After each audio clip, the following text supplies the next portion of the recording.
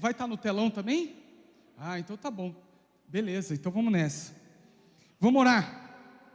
Feche seus olhos em nome de Jesus. Pai, nós precisamos de Ti, Senhor. Precisamos ouvir a Tua voz, a Tua direção. Pai, fala conosco, abra nossa mente e o nosso coração. Não existe uma parte mais importante do culto. Nós já entregamos a nossa adoração por meio de louvores, cânticos, dança, celebração, recursos. Agora nós nos calamos para Te ouvir. Portanto, em nome de Jesus, fala com a Tua igreja, Senhor. Nós precisamos de Ti, em nome de Jesus. Eu Te agradeço, Senhor, em nome de Jesus. Amém.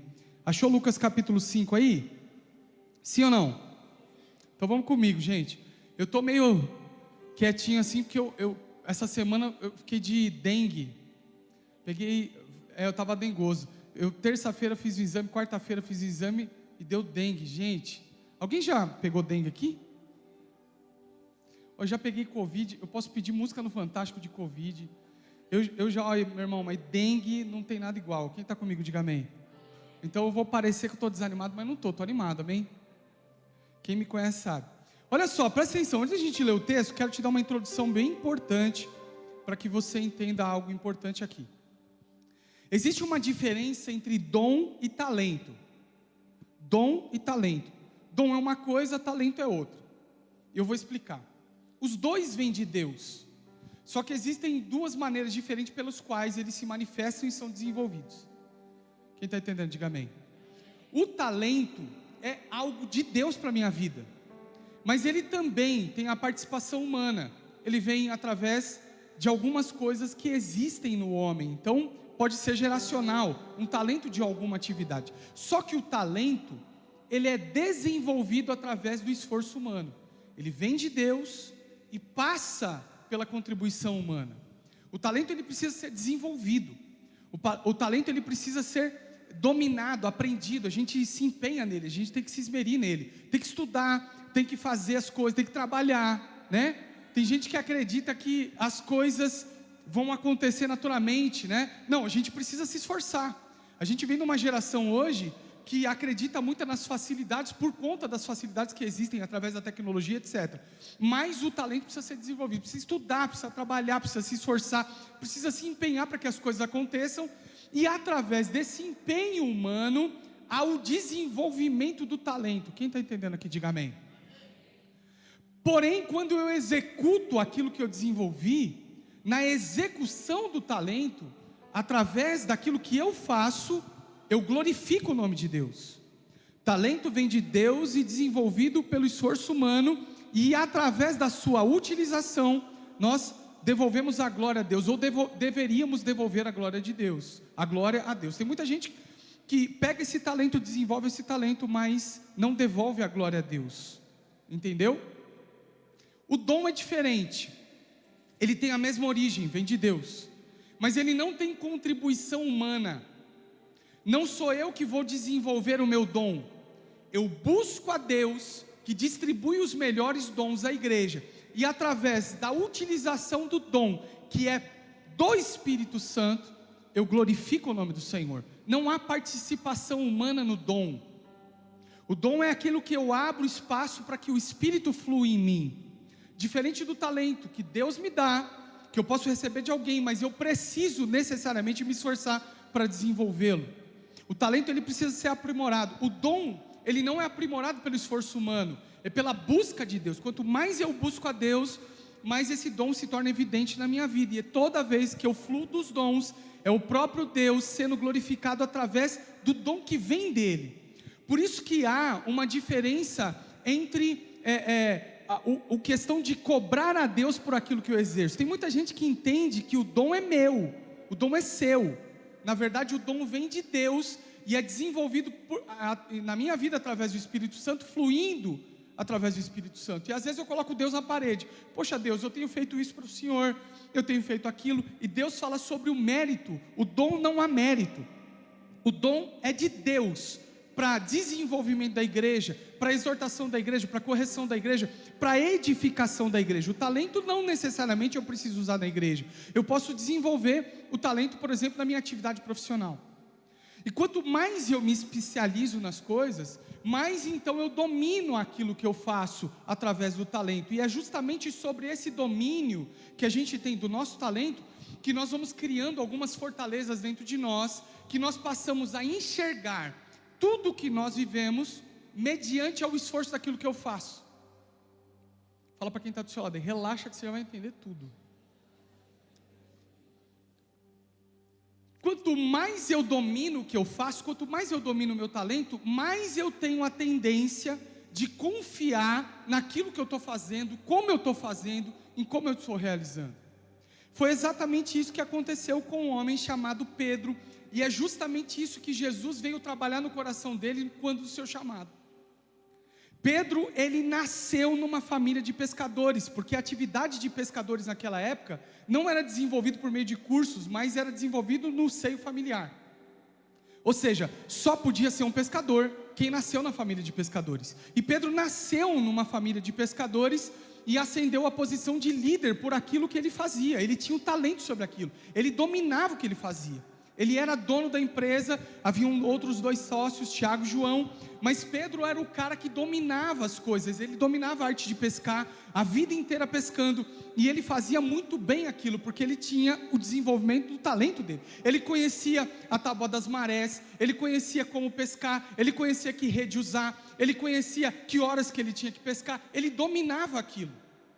Quando Jesus chega, dominado ou comprimido por uma grande multidão, até a praia, até o lago de Genezaré ali, e ele avista Pedro, Jesus vai trabalhar com ele algo muito importante, que eu e você precisamos aprender e entender na nossa vida cristã, principalmente nesse ano aqui, 2 anos de Lagoinha Piracicaba. Se a gente quiser romper, viver coisas novas, maravilhosas da parte de Deus, eu preciso saber diferenciar. E Jesus disse, nessa interação com Pedro, Jesus faz nessa interação com Pedro, que ele aprenda aonde o talento deve entrar e a partir de quando o dom deve assumir a responsabilidade. Quem está comigo, diga amém.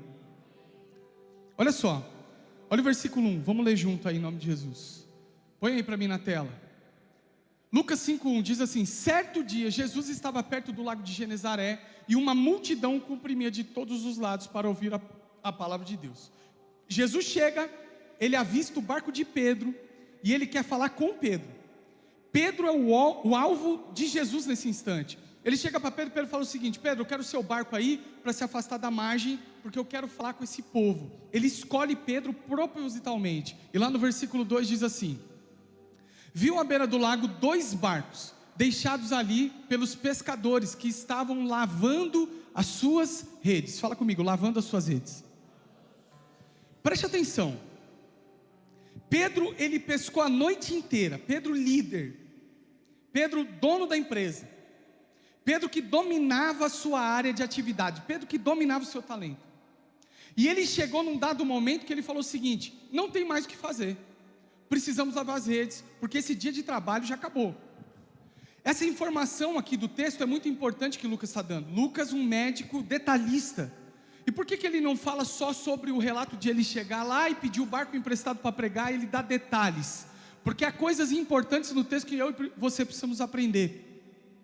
Lavar as redes significa dizer que Pedro, diante do seu talento, diante do seu conhecimento, diante daquilo que ele dominava, chegou à conclusão que não dava mais para fazer nada. Lava as redes, recolhe os instrumentos, está na hora de acabar. Quem trabalha em escritório aqui com horário? Alguém? Com horário. Chega um determinado horário, o que você faz? 4 horas, 5 horas da tarde, fala assim: vamos começar a recolher as coisas que não dá mais para fazer nada, acabou o dia. Quem está comigo, diga amém. Pedro sabia o que ele estava fazendo.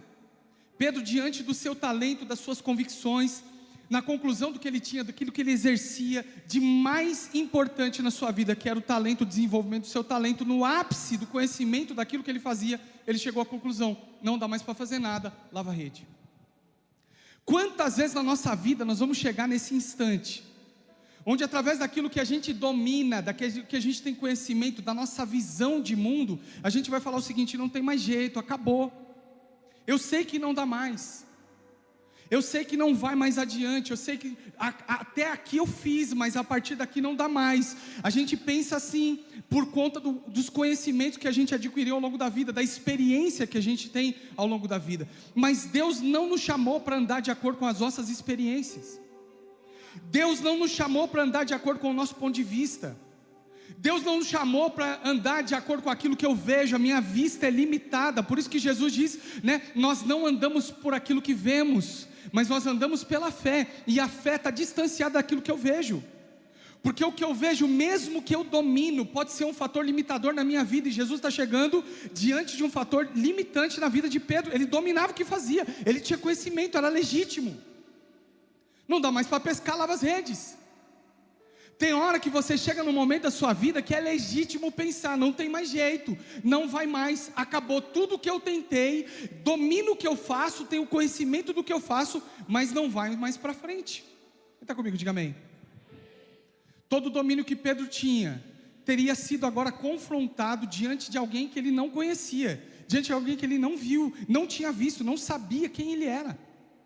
E a direção que Jesus dá é interessante. Olha só, no versículo 3, entrou num dos barcos, o que pertencia a Simão, e pediu-lhe que o afastasse um pouco da praia. Então sentou-se no barco e ensinava o povo. Obrigado. Jesus escolheu Pedro por conta de quem ele era, da sua liderança, da sua capacidade, e do barco de Pedro começou a falar sobre a palavra de Deus. Quando ele terminou de pregar, ele dá uma ordem a Pedro, e essa ordem, ele é dada de duas maneiras. Olha o versículo 4, ele diz assim, ó: tendo acabado de falar, disse a Simão, disse a quem? Pedro. O que ele disse a Pedro? Vá para onde as águas são mais fundas. Segunda parte da ordem, e a todos, lancem as redes para a pesca. Jesus dá uma ordem a Pedro. E por que ele dá uma ordem a Pedro? Por que ele dá duas ordens? Uma a Pedro e uma a galera que está com Pedro. Porque Pedro, ele tinha o domínio do que fazia. A ordem que Jesus estava dando àquela liderança era contra o domínio que ele tinha, contra a visão que ele tinha, e de afastado do conhecimento que Pedro tinha, de todo o seu histórico de vida, das suas experiências. Jesus está chamando a Pedro para viver além do natural. Jesus está chamando Pedro agora para viver o sobrenatural. Jesus está chamando Pedro para viver além das suas experiências, da sua capacidade de avaliação, que é importante, mas Jesus está chamando para um novo momento de vida. Quantos de nós não vivemos coisas novas, porque a gente está delimitado por aquilo que a gente viveu, pelas experiências que a gente viveu. Tem gente que está aqui dentro que diz o seguinte: na minha vida nunca deu certo, não vai ser agora que vai dar, e não se permite se relacionar, viver o novo. Tem gente que está aqui, que saiu de outros lugares dizendo: olha, lá eu vivi coisas complicadas, aqui eu quero entrar, sentar, ouvir a mensagem e sair, não vou servir, não vou participar, porque tenho experiências ruins. Tem gente que está aqui, que viveu relacionamentos tóxicos e complicados, e não consegue se relacionar novamente, por conta das suas experiências passadas. Jesus está te chamando para viver além da sua capacidade de avaliação. Jesus está te chamando para viver além do que você já viveu, além da sua história, além da sua expectativa, além do seu conhecimento e domínio que você tem através da sua área. Talvez você está olhando e falando assim: não vai, meu casamento não vai mais. Eu conheço, eu sei com quem eu estou casado. Talvez você está olhando sua situação financeira e você está avaliando e falando o seguinte: não vai mais, porque eu sei do que eu faço, não tem mais jeito. Talvez você está aqui olhando para a sua vida e dizendo o seguinte: eu conheço a minha história, você não sabe o que eu faço escondido, você não sabe quem eu sou, você não sabe o que eu já vivi. Meu irmão, olhe para mim, eu não estou desprezando a sua história não, mas eu estou vindo aqui para dizer algo maravilhoso para você. Eu conheço alguém que está aqui nessa noite, seu nome é Jesus, que não está preocupado com aquilo que você viveu, mas está interessado em formar você de novo, fazer uma história nova, algo novo para você. A ordem para Pedro é uma ordem de confronto. Coloca lá no versículo 4: vá para onde as águas são mais profundas ou mais fundas. Ele está falando: Pedro, eu sei da sua habilidade, eu sei do que você conhece, eu sei do que você tem, mas eu estou te dando uma direção. Vai para onde as águas são mais profundas. E a segunda parte da ordem é para a multidão ou para aqueles que trabalhavam com Pedro. Sabe por quê, meu irmão? Porque quem está liderando algo, que tem o domínio sobre algo, sobre o seu talento, sobre as atividades que executa, precisa ser confrontado, porque ele precisa tomar uma decisão de sair. E se ele sair, então quem o acompanha sai também. Olha a segunda parte da ordem, pode deixar o texto na tela, diz assim: e a todos, lancem as redes para a pesca. Presta atenção, nós somos chamados para liderar uma mudança que não vai parar em mim, mas começa a partir de mim. Eu preciso ser confrontado. Talvez você está aqui nessa noite e ninguém na sua família conhece a Jesus, e você está ouvindo esse evangelho maravilhoso, e você está pensando: eu preciso levar isso para minha família, para minha casa, para os meus filhos, para os meus pais, para as pessoas que eu amo. O Senhor está te chamando, é você mesmo, mas nós precisamos começar em nós essa mudança. Precisa primeiro mudar a minha mente, para depois eu experimentar o novo. Deus não vai te levar para o novo sem antes mudar a sua mente, mudar a sua percepção de vida, mudar a sua visão com a qual você enxerga o mundo. O problema é que a gente está tão impregnado dos nossos talentos, que a gente não consegue ouvir a voz de Deus que nos direciona para fora, para além dos muros, para além das caixas, para além dos formatos. A gente está formatado. Mas Deus não faz assim não. Deus é só assim. A gente começa a colocar Jesus e a sua ação em caixas. Quem está entendendo o que eu estou falando aqui em nome de Jesus? Jesus está falando: Pedro, sai desse lugar, vai para um lugar mais fundo. E se você for, vai ter uma galera que está com você que vai lançar as redes. Quem está comigo, diga amém. E olha o que ele diz no versículo 5. Desligou? Eu vou ler aqui. Versículo 5 ele diz assim: Mestre, Simão Pedro respondeu: Mestre, esforçamo-nos a noite inteira e não pegamos nada. Esforçamo-nos a noite inteira e não pegamos nada. Pedro, ele fica numa sinuca ali, num momento de limite. Ele está dizendo para Jesus assim: Jesus, olha, eu sei do que eu estou fazendo, eu sei do esforço que eu fiz, eu sei de todo o empenho que eu coloquei até aqui, eu sei da decisão que eu tomei. Ele podia parar por aqui. A gente para no meio do caminho. Sabe por que às vezes a gente não experimenta o novo de Deus, algo maravilhoso da parte de Deus? Sabe por que a gente não avança às vezes? Porque nós estamos parando no limite do nosso conhecimento. Olha, eu sei o que eu estou falando. Olha, eu conheço meu esposo. Olha, eu conheço a minha mulher, conheço meus filhos, não vai. Olha, eu conheço das minhas finanças, eu sei. O limite do conhecimento, esse é o problema de se esforçar e alcançar um conhecimento em que a gente fica limitado por ele. Salomão diz isso: não se estribe no seu próprio entendimento. O que é se estribar? Estribo é o lugar onde você põe o pé para subir no cavalo, para montar em algo. O estribo é a base de segurança. Salomão está dizendo o seguinte: olha, não ache que a base de segurança é o conhecimento que você tem sobre aquilo que você executou.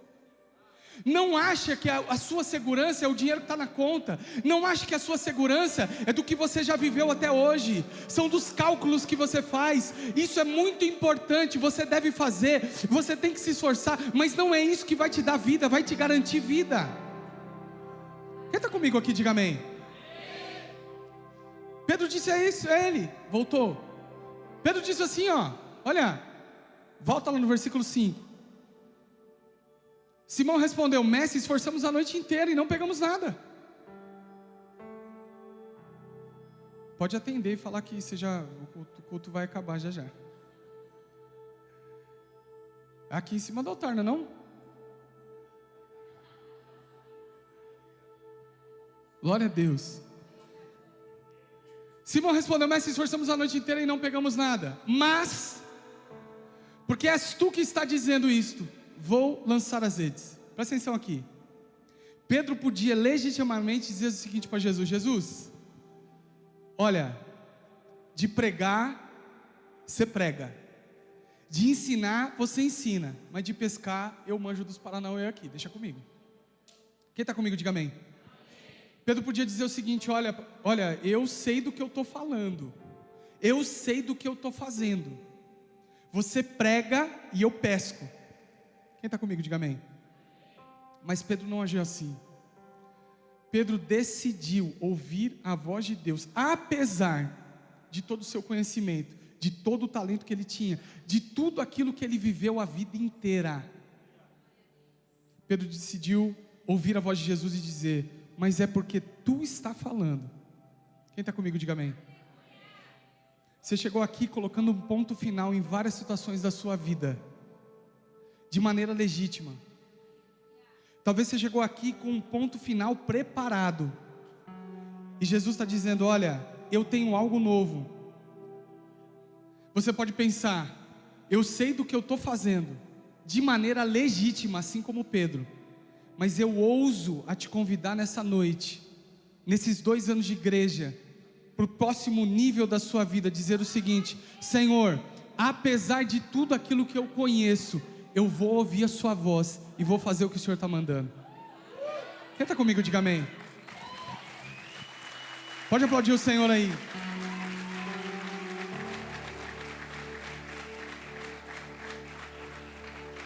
No desafio a Pedro, Pedro foi agraciado em ouvir Jesus.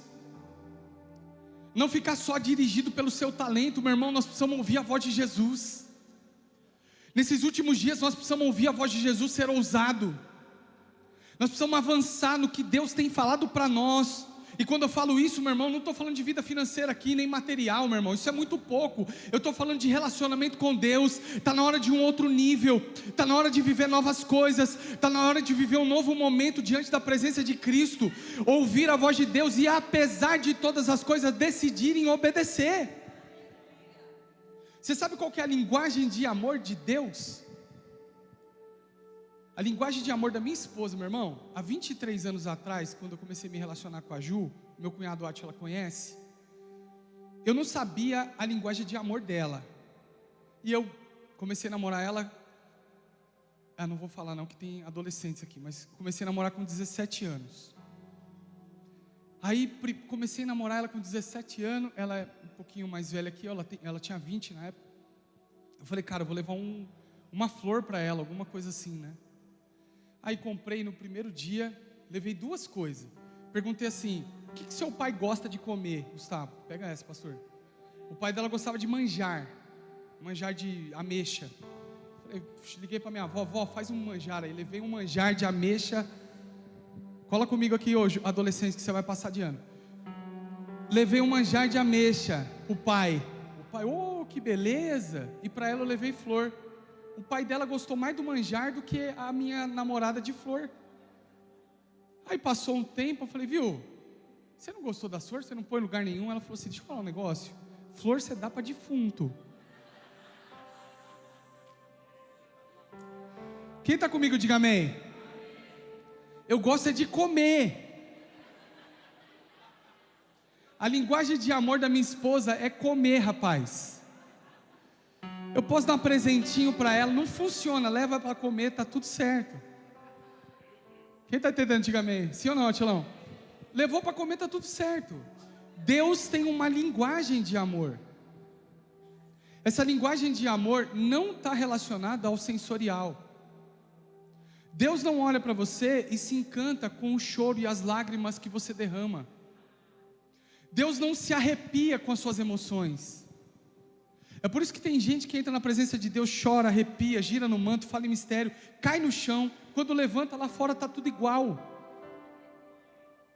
Sabe por quê? A linguagem de amor de Deus é obediência.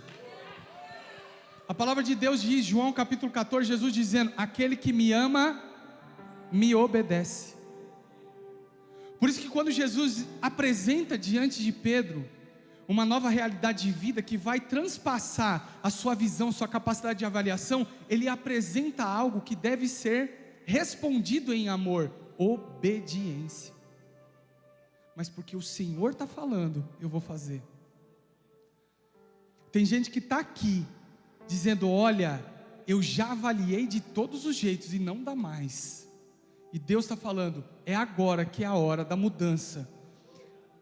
Como você vai amar a Deus dizendo: Senhor, sim, eu te ouço e vou te obedecer? Porque o Senhor está falando. Volta lá no versículo 5. Mas porque és tu que está dizendo isto, vou lançar as redes. E olha o que acontece, meu irmão. Olha o versículo 6. Quando o fizeram, pegaram tal quantidade de peixes, que as redes começaram a rasgar-se. Tal quantidade de peixe. Olha para mim. A ação de Jesus na obediência, a ação de Jesus pela obediência de Pedro, é algo encantador, é milagroso.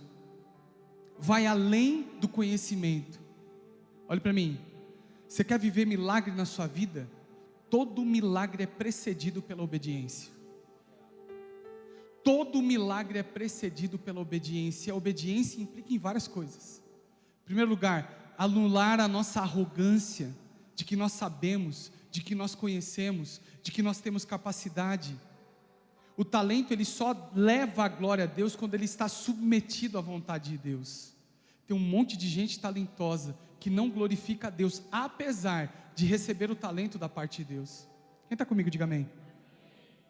Deus não se impressiona com talento, Ele se impressiona com obediência. Tal quantidade de peixe, eu não sei se você crê aqui, se você é pentecostal, mas estenda suas mãos que eu quero profetizar. Em nome de Jesus, eu quero profetizar sobre a sua vida, uma nova estação, sobre a vida dessa igreja, sobre a vida desse povo, em nome de Jesus. Está acontecendo hoje, uma nova estação na minha vida, na sua vida, e essa estação começa a partir da obediência, que vai além daquilo que eu vejo, daquilo que eu escuto, daquilo que eu avalio, do meu conhecimento, das minhas convicções, dos meus talentos, coisas sobrenaturais que nós vamos experimentar a partir do ouvir a voz de Deus em obediência. Tal quantidade de peixes, meu irmão, muito além do que ele tinha capacidade de pescar, e talvez pescou até hoje na sua vida. E olha o que acontece quando tem alguém posturado, alguém que decide ouvir a voz de Deus apesar dos talentos e das experiências. Olha o versículo 7.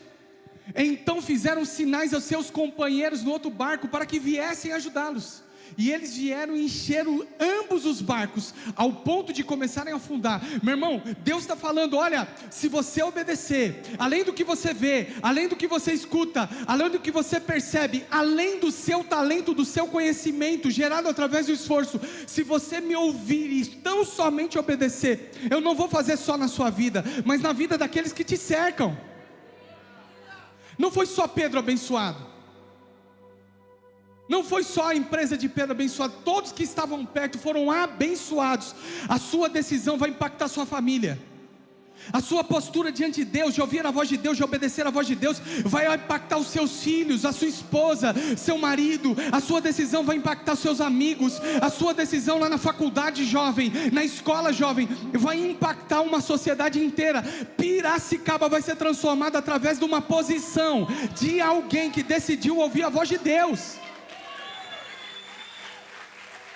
Eu ouvi a voz de Deus, você ouve a voz de Deus, e nós vamos. Quem crê nisso, dê glória a Deus. E olha o que ele fala: encheram ambos os barcos, ao ponto de começarem a afundar. Quem está comigo, diga amém. A bênção, meu irmão, começou a chegar com força. Sabe por quê? Porque ouviram a Deus. Aprende isso aqui em nome de Jesus, ou vamos relembrar isso em nome de Jesus. Nós não corremos atrás das bênçãos, as bênçãos nos alcançam. Há uma diferença entre resultado e bênção. Resultado é produto de esforço humano. Se você trabalhar, você vai ganhar seu dinheiro. Isso não tem nada a ver com bênção. Se você fazer, vai acontecer. Se você trabalhar 12, 13, 14 horas por dia, você vai ter dinheiro. Isso não tem nada a ver com bênção. Se você fizer as coisas que o ambiente pede para você fazer, você vai ter resultado. Bênção é tudo aquilo que eu recebo de Deus sem nenhum mérito. A maior bênção que eu tenho na minha vida não é o que eu carrego comigo, mas é o que eu recebi de Deus sem ter feito nada. Jesus morto na cruz, ressurreto, e o Espírito habitando em mim. Essa é a maior bênção que um homem pode carregar. Seu nome escrito no livro da vida, e não tem a ver com esforço humano. Graça. Isso é bênção. Resultado é produto do seu esforço. Aqui Pedro não se esforçou. Porque no seu esforço ele não pegou nada, pelo contrário, na sua habilidade e na sua aptidão ele disse: não tem mais o que fazer, lava a rede e vamos embora. Mas na graça de Deus, ele foi abençoado. Quem está entendendo o que eu estou falando aqui em nome de Jesus? Olhe para mim. Para de se esforçar naquilo que Jesus não te chamou para fazer. Deixa Deus fazer por você. Tira a mão, meu irmão. Tem gente que quer ajudar Deus a nos ajudar. Já viu isso? Já viu como a gente tenta ajudar Deus a nos ajudar? Quando Abraão foi chamado e falou: ó, sai da sua terra, vai para uma terra que eu te mostrarei. Deus não deu rota para ele. Só diz assim: vai para lá. Presta atenção aqui. Deus nunca dá um mapa detalhado, Ele só dá o norte. É ali. Quem escolhe quem vai trilhar o ritmo e o caminho sou eu, é você. Quando Ele disse para Josué: onde puser a planta dos seus pés eu vou te dar, Ele está responsabilizando Josué sobre as decisões que ele vai ter. E note que Josué podia escolher lugares bons e lugares ruins, foi o que ele fez. E é independente de onde ele escolhesse, Deus daria. Responsabilidade. Logo, a responsabilidade que eu tenho de escolher na construção da minha jornada é uma responsabilidade que tem que ser tutelada pela palavra de Deus. Eu tenho que orar: Deus, onde o Senhor quer que eu vá, qual a sua vontade, avaliar e tomar a decisão. Eu sou responsável pelas escolhas da minha vida. Deus está te dando o norte, então construa esse caminho debaixo da direção de Deus. Quem está comigo, diga amém. Onde você vai pisar? Pisa, faça, toma posse, mas pise com consciência. Senhor, qual a sua vontade para a minha vida? O que a palavra me ensina? Qual é o melhor caminho? Você vai decidir, mas Ele vai te orientar através da palavra de Deus. Quem está comigo? Jesus nos chamou para isso. E olha só no versículo 8. Quando Simão Pedro viu isso, prostrou-se aos pés de Jesus e disse: afasta-te de mim, Senhor, porque eu sou um homem pecador.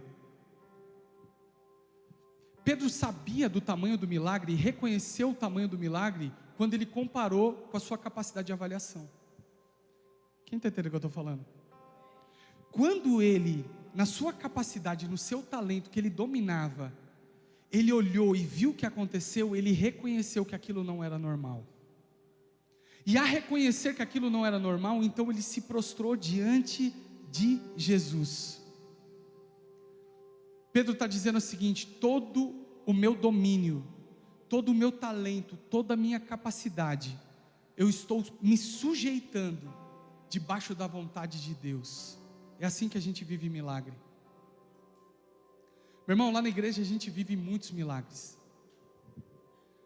Na minha vida particular nós temos vivido e experimentado muitos milagres. Em todos eles vão na contramão do que eu tenho de conhecimento. Todos. Igreja, vida particular, na minha vida familiar. Meu cunhado Átila está aqui. Nós estamos vivendo um histórico de câncer com meu pai desde 2019, quando ele descobriu o primeiro câncer. Todos os diagnósticos de tudo que a medicina domina e conhece: morte. Meu pai está em casa para a glória de Deus. O último câncer que ele operou, um câncer de intestino, um T4. Alguém da medicina aqui?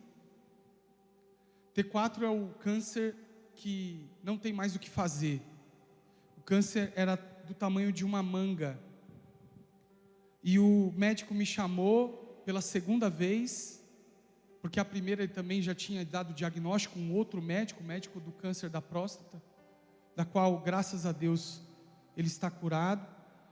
E ele me disse: olha, seu pai tem 72 anos, na época, infartado, diabético, acabou de sair da radioterapia de um câncer na próstata, ele não sobrevive à cirurgia. Ele não vai resistir ao procedimento, um corte muito maior agora, que vai pegar a barriga inteira, para tirar um câncer do intestino.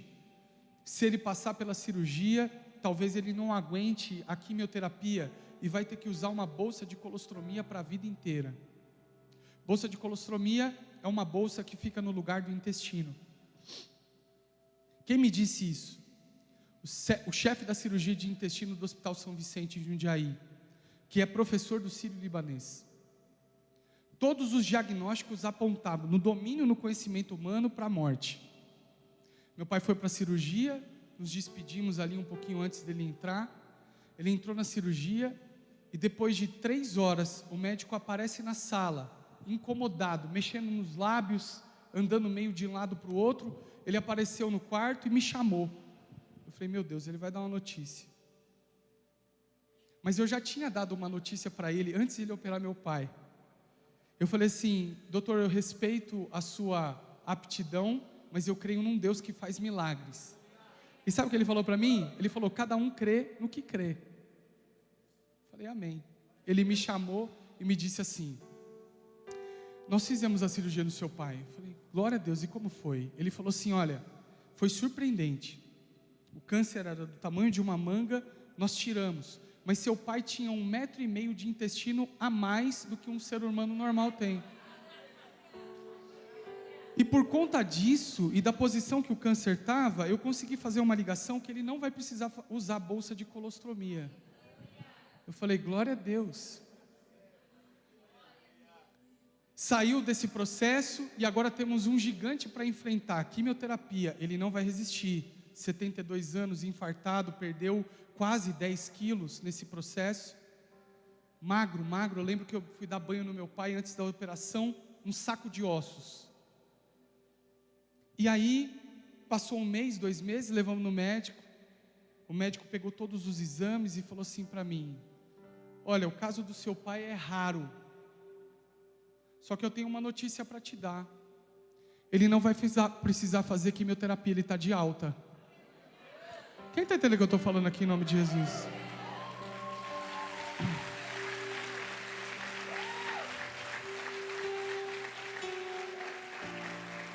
E por que ele não vai precisar fazer quimioterapia?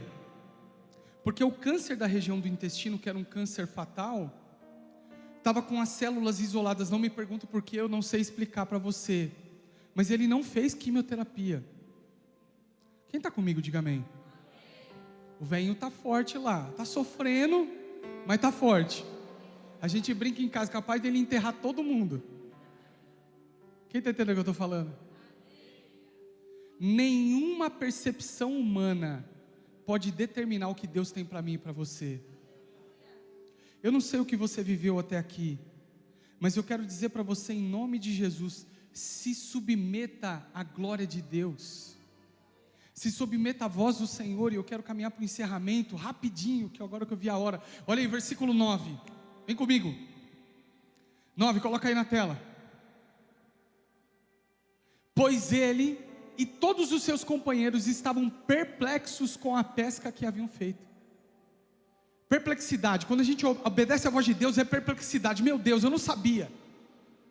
Seu casamento está falido, você pode obedecer à voz de Deus e falar, meu Deus, os melhores anos da minha vida estão começando agora, porque eu decidi ouvir a voz de Deus.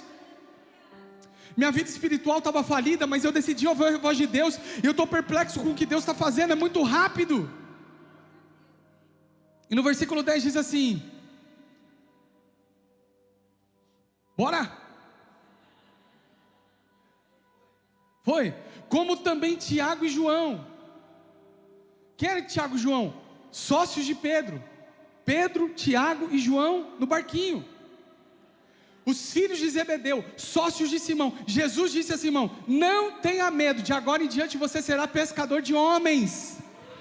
Sabe o que Deus está fazendo com Pedro? Pedro então foi sucumbido diante da glória de Deus e falou o seguinte, olha Pedro, eu não vou descartar a sua história. Olha Pedro, eu não estou desfazendo a sua história. Olha Pedro, toda a sua experiência, tudo que você viveu, esse talento todo que você desenvolveu não vai ser desprezado. Eu vou usar disso agora para transformar num dom maravilhoso. Não vai ser o seu talento, é o que eu vou fazer a partir de você. Pescou peixe até a vida inteira agora, mas a partir de agora vai pescar homem. A sua história, meu irmão, não é desprezada diante de Deus. É a sua história que vai ser usada para impactar a vida de muita gente que está atrás de você. Quem está comigo, diga amém. E ele continua, para a gente encerrar no versículo 11. E eles então arrastaram os seus barcos para a praia e deixaram tudo e o seguiram. Fala comigo, deixaram tudo e o seguiram. O trabalhador trabalha para quê? Para que você se empenha?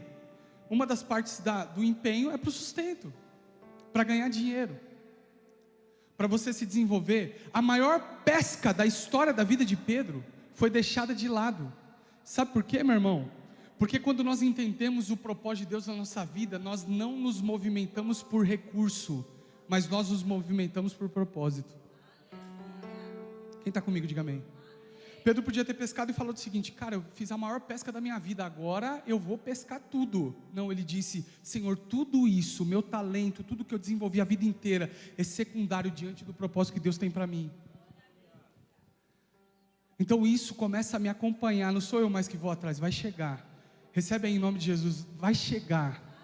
Está chegando na sua vida, a partir do momento que você cumpre o propósito, que você entende o propósito de Deus, vai chegar. Você não vai atrás, vai bater na sua porta em nome de Jesus. Quem está comigo aqui, diga amém.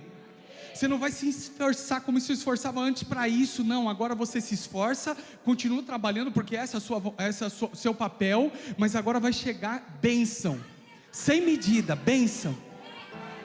Quem crê nisso aqui, diga amém. Pastores, levanta a mão aí em nome de Jesus. Pastores e líderes, vai chegar tanto peixe aqui em nome de Jesus. Todo esforço a partir de agora, 1 ano será como 10 do passados. 1 ano de trabalho agora nessa estação nova, são 10 anos que ficaram para trás. Porque vai chegar. Meu irmão, nós temos, desde o começo, desde que a gente começou, são 18 anos trabalhando com as coisas de Deus, servindo ao Senhor. E nesses 18 anos, meu irmão, a gente já sofreu. Eu trabalhava do mesmo jeito e sofria. A partir de um tempo, Jesus começou a dar visão para a gente. Minha esposa sonhava que o teto abria e caía peixes e mais peixes em cima dela. Isso foi em 2016, no pior ano da minha vida, em termos emocionais, espirituais e físicos. Estava vivendo, meu irmão, um tempo terrível, a ponto de pensar em parar. Deus, não dá mais não.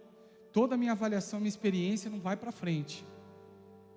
Uma igreja grande, uma igreja que avançava, mas com muito esforço. A Ju teve o sonho, o teto abriu, um monte de peixe caindo. Eu falei: meu Deus, será que você vai ficar grávida, amor? Sou apaixonado com criança. Meu irmão, hoje são tantos peixes que chegam. São 80, 90 conversões por domingo em Lagoinha, Jundiaí. Coisas que a gente jamais imaginou na nossa história. Quem está entendendo o que eu estou falando aqui? Isso está acontecendo na sua vida hoje, em nome de Jesus. Quem entendeu, diga amém.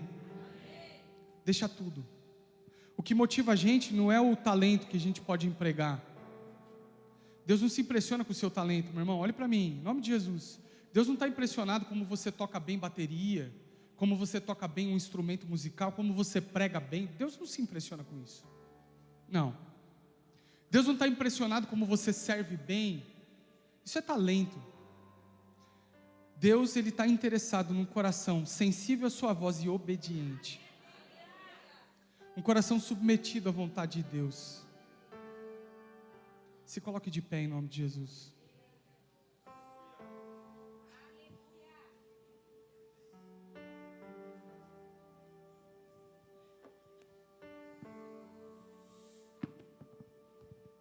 O convite que eu quero fazer aqui nessa noite para nós, nesses 2 anos de Jundiaí, Piracicaba,